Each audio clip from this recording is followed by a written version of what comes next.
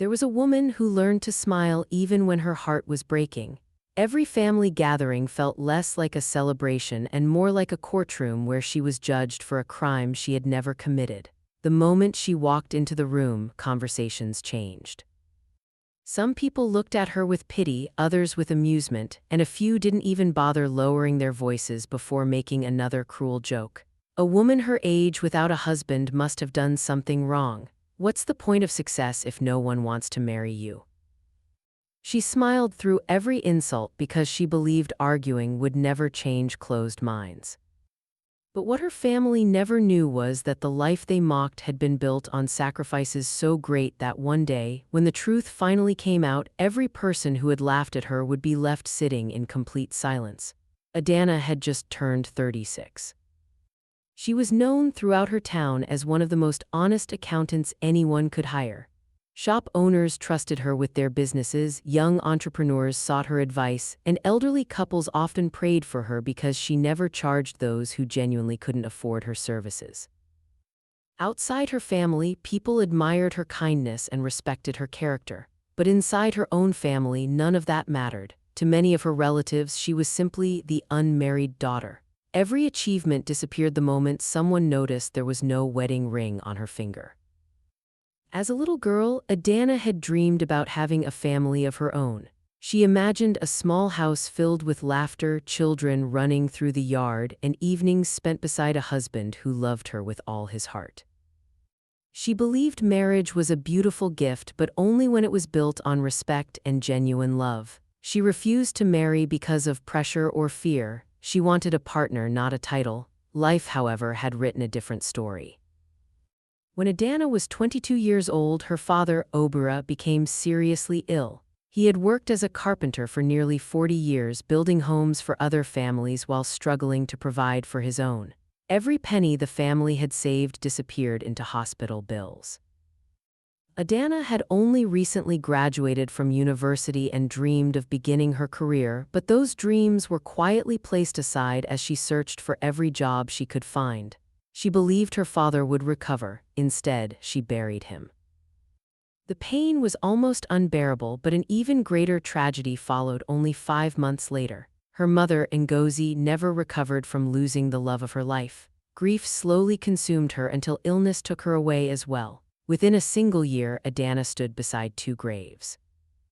She was no longer simply a daughter. She had become the head of the family. Her younger brother, Emeka, was only 16.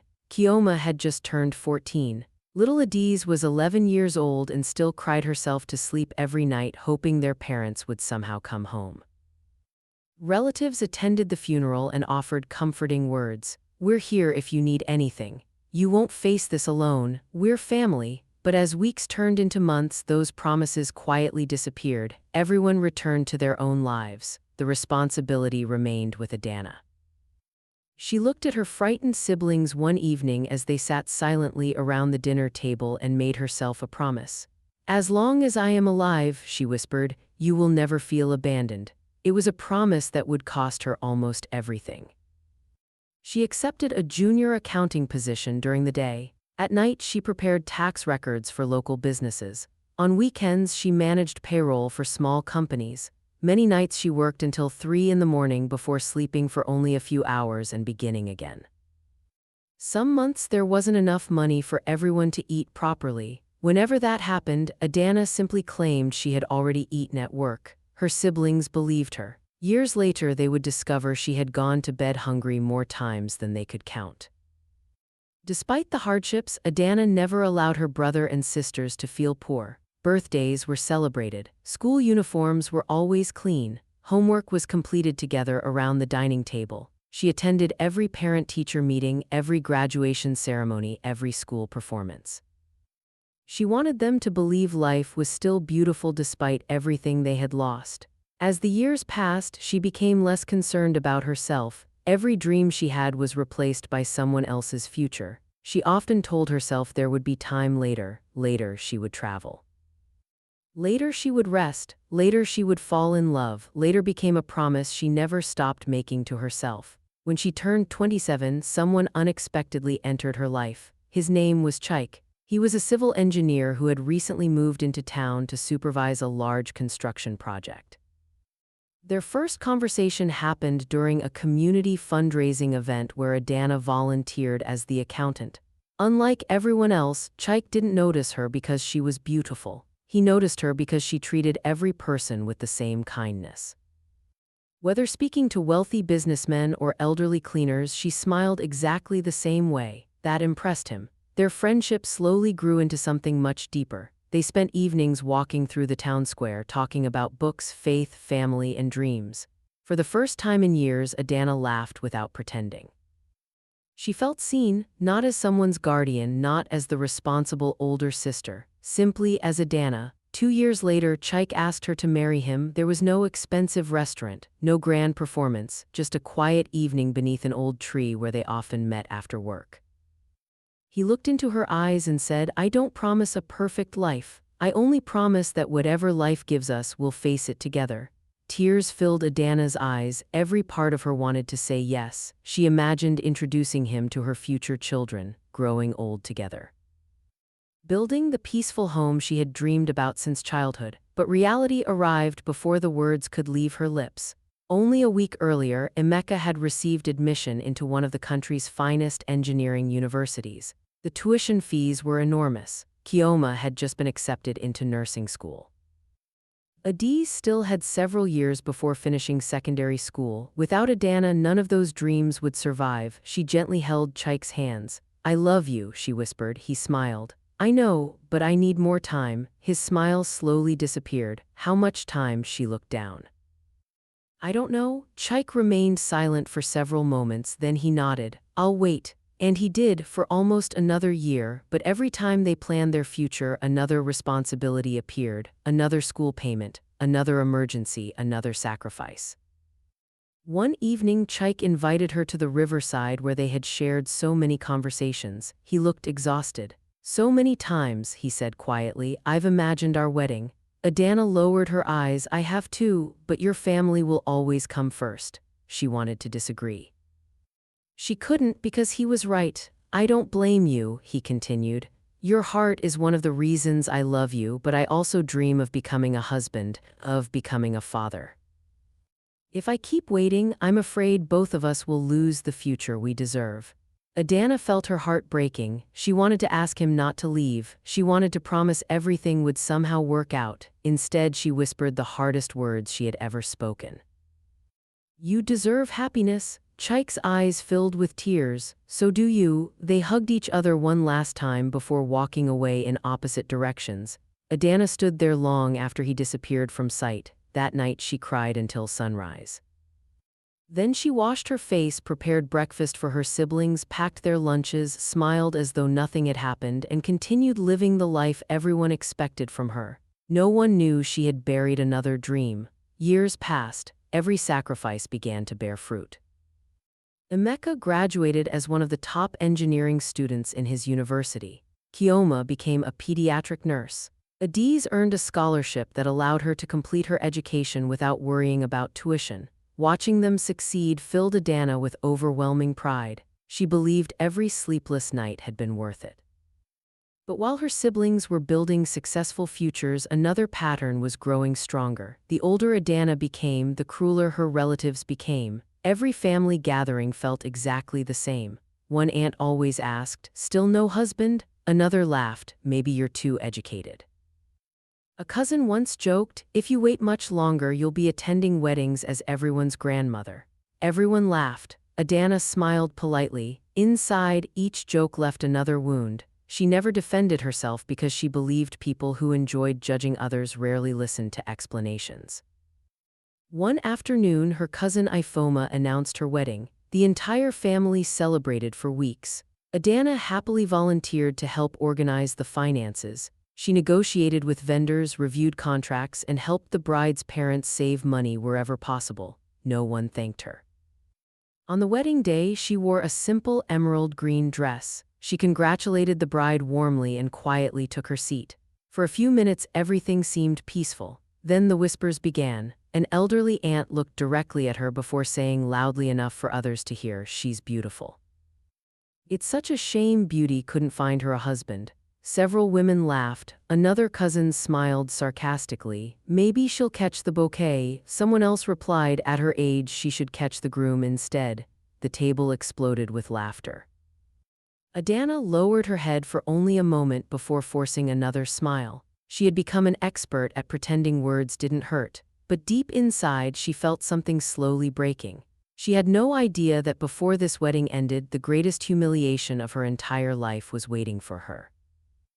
A moment that would change everything forever. The celebration grew louder as the evening continued. Music echoed through the beautifully decorated reception hall while guests danced, laughed, and congratulated the newly married couple. Adanna stayed near the back of the room, smiling politely whenever someone greeted her. She wanted the focus to remain on her cousin, so she quietly avoided the center of attention. Then the bride prepared for the traditional bouquet toss. The master of ceremonies invited every unmarried woman to gather near the dance floor. Young women rushed forward, laughing excitedly as cameras pointed in their direction. Adanna remained seated. She had no desire to join them, but one of her cousins noticed immediately. "Oh no," she shouted with a mischievous grin. "Adanna can't stay there, someone bring her over." Maybe this bouquet has been waiting for her all these years. Laughter spread through the hall. Before Adanna could politely refuse, another relative gently pulled her toward the group. "You should stand right in front," an older aunt joked loudly. "You need all the luck you can get." Even the teenagers laughed because they had grown up hearing the adults mock her the same way. Adanna stood among the other women for only a few moments. She smiled weakly, applauded when another young woman caught the bouquet, and quietly returned to her table. She thought the embarrassment was finally over. She was wrong. After dinner, the master of ceremonies invited family members to share speeches celebrating the bride and groom. Several relatives spoke beautifully about love, commitment, and family. The atmosphere felt warm until Uncle Nnamdi confidently walked toward the microphone. He was known for enjoying attention. Making people laugh had always mattered more to him than protecting someone's feelings. At first, his speech sounded harmless. He joked about married life, he teased the groom, guests laughed warmly, then his eyes landed on Adanna. "You know," he said, smiling confidently, "our family has produced many successful people." He paused dramatically. "We have doctors." He pointed toward one table. "We have engineers." He pointed toward another. "We even have successful business owners." Then he looked directly at Adanna, and then, "We have people who forgot the most important achievement of all." Several guests laughed before he even finished his sentence. "Our dear Adanna owns a successful company," he continued. "She's educated, hardworking, and respected, but tell me honestly," he leaned closer to the microphone, "what good is success if you still go home to an empty house every night?" The hall exploded with laughter. Some people clapped, others shook their heads while laughing. Uncle Nnamdi wasn't finished. "Maybe next year," he joked, "instead of organizing another wedding, we'll organize a fundraising event." The guests looked confused. "We'll collect enough money to finally buy Adanna a husband." The laughter became even louder. Some guests could barely breathe, others wiped tears from their eyes. Only a handful of people looked uncomfortable. No one defended her. No one reminded Uncle Nnamdi about everything Adanna had sacrificed. No one stood beside her. Adanna felt the entire room closing around her. She slowly placed her untouched glass on the table. She stood up quietly, adjusted her dress, picked up her handbag, and walked toward the exit without saying a single word. Outside, the cool evening air struck her face.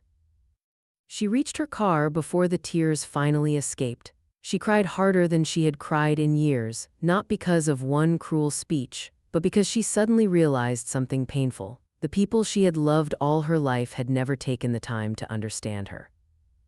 To them, she would always be the unmarried woman, nothing else mattered. That night she drove home in complete silence.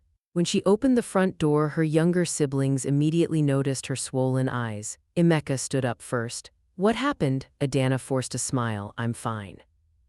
Kioma gently held her hand. "No, you're not." For several minutes, Adanna tried to hide the truth. Eventually, she couldn't anymore. She described everything that had happened at the wedding, every joke, every laugh, every humiliating word. When she finished speaking, complete silence filled the room. Emeka lowered his head, his hands trembled with anger. They laughed at the woman who gave us everything. Kioma wiped tears from her face. If they knew what you sacrificed, they would never speak that way. Adanna smiled sadly, maybe.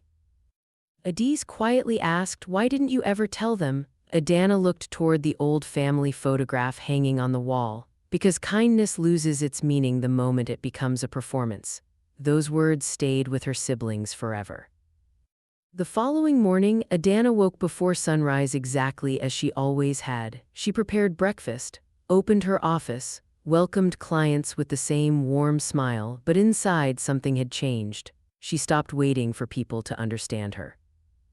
Instead, she decided to dedicate the rest of her life to people who truly needed compassion. Every weekend, she began volunteering at a shelter for widows and abandoned mothers. Listening to their stories reminded her that pain looked different for everyone. Some had lost husbands, some had lost children.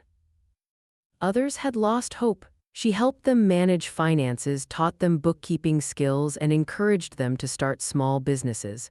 Watching their confidence slowly return healed something inside her. One evening, she made a life-changing decision. She invested nearly everything she had saved and opened a small charitable foundation dedicated to helping widows, orphaned children, and struggling women become financially independent. The office was tiny. There were only 2 volunteers, an old desk, 1 computer, and a dream much bigger than the building itself.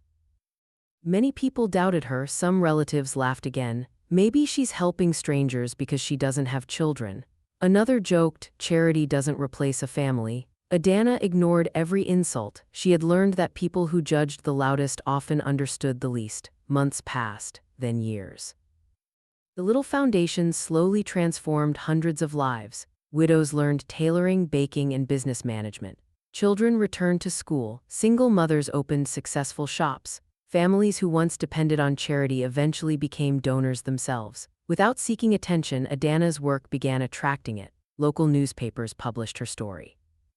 Television stations invited her for interviews. Large companies partnered with her organization. International charities offered funding. Her foundation expanded into several cities.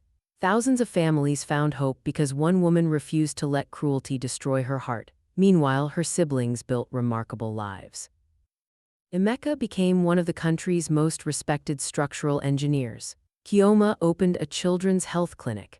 Adiz fulfilled her dream of becoming a teacher and later established a scholarship program for girls from low-income families. Every achievement they celebrated belonged, in part, to Adanna. Years later, the family gathered once again. This time, it was for their grandmother's 90th birthday. The hall looked just as beautiful as the wedding years earlier, but the people inside had changed. Several relatives who once mocked Adanna now carried heavy burdens of their own. One cousin's business had collapsed. Another was struggling through a painful divorce. Uncle Nnamdi had recently retired and faced expensive medical treatments he could barely afford. Life had humbled many of them. When Adanna entered the hall, something felt different. The whispers were gone. Instead, people greeted her respectfully. Many had recognized her from television interviews and newspaper articles. Some even asked to take photographs with her. Yet Adanna remained exactly the same humble woman she had always been. Halfway through the celebration, Emeka quietly stood and requested permission to address the family. Holding the microphone, he looked around the room before taking a deep breath. For years, he began, many people in this family asked why my sister never got married. The room became silent. Some laughed at her. Several faces slowly lowered. Some believed something was wrong with her. No one moved, but today, he paused. I want everyone here to know the truth. He described the year their parents died. He spoke about Adanna working 3 jobs. He revealed how she secretly sold their mother's jewelry to pay his university tuition. He admitted there were nights she pretended she had already eaten so the rest of them could have enough food. Then Kioma walked beside him. She explained how Adanna had turned down promotions because they required moving away from her younger siblings. Adiz joined them with tears streaming down her face. My sister found love, she said softly. The room became even quieter. His name was Chaik. Adanna lowered her eyes. He asked her to marry him. Many relatives looked surprised. She said no. Someone gasped, not because she didn't love him, but because she chose us. Silence covered the hall. You could almost hear people breathing, every cruel joke, every whisper. Every insult suddenly felt unbearably heavy. Uncle Nnamdi slowly stood from his chair, his eyes filled with tears. He walked toward Adanna. For several seconds he couldn't speak. Finally, his voice broke. I spent years making jokes about a woman I never understood. Tears rolled down his face. I thought you were incomplete. He lowered his head. But you were the strongest person in this family. The hall remained silent. I'm sorry, he whispered. So sorry. Several elderly aunties began crying. Other relatives quietly apologized one after another. Many couldn't even look Adanna in the eyes. They had judged her without ever asking about her story. Everyone expected Adanna to remind them of the humiliation they had caused. Instead, she smiled, the same gentle smile she had worn through years of pain. She stood and embraced Uncle Nnamdi. We all make mistakes, she said softly. The important thing is whether we choose to become better after recognizing them. There was no anger in her voice, no bitterness, only peace. Over the following months, something remarkable happened. Relatives struggling with medical bills mysteriously received financial assistance. Children whose parents couldn't afford school suddenly had their tuition paid. Small businesses that had collapsed were quietly given interest-free support to start again. At first, no one knew who was helping them. Eventually, they discovered the truth. It was Adanna. The same woman they had mocked, the same woman they had laughed at, she had answered cruelty with compassion. Years later, people no longer remembered Adanna as the unmarried woman everyone pitied. They remembered her as the woman who sacrificed her youth so 3 children could build beautiful futures. The woman who transformed thousands of lives through kindness. The woman who proved that true greatness is never measured by a wedding ring, a title, or society's expectations. It is measured by the lives we lift when we have every reason to walk away. On the day the truth was finally revealed, laughter disappeared from that family forever. In its place remained something far more powerful: respect. Because everyone finally understood that a person's greatest achievement is not finding someone to love them. It is becoming someone whose love changes the lives of others forever.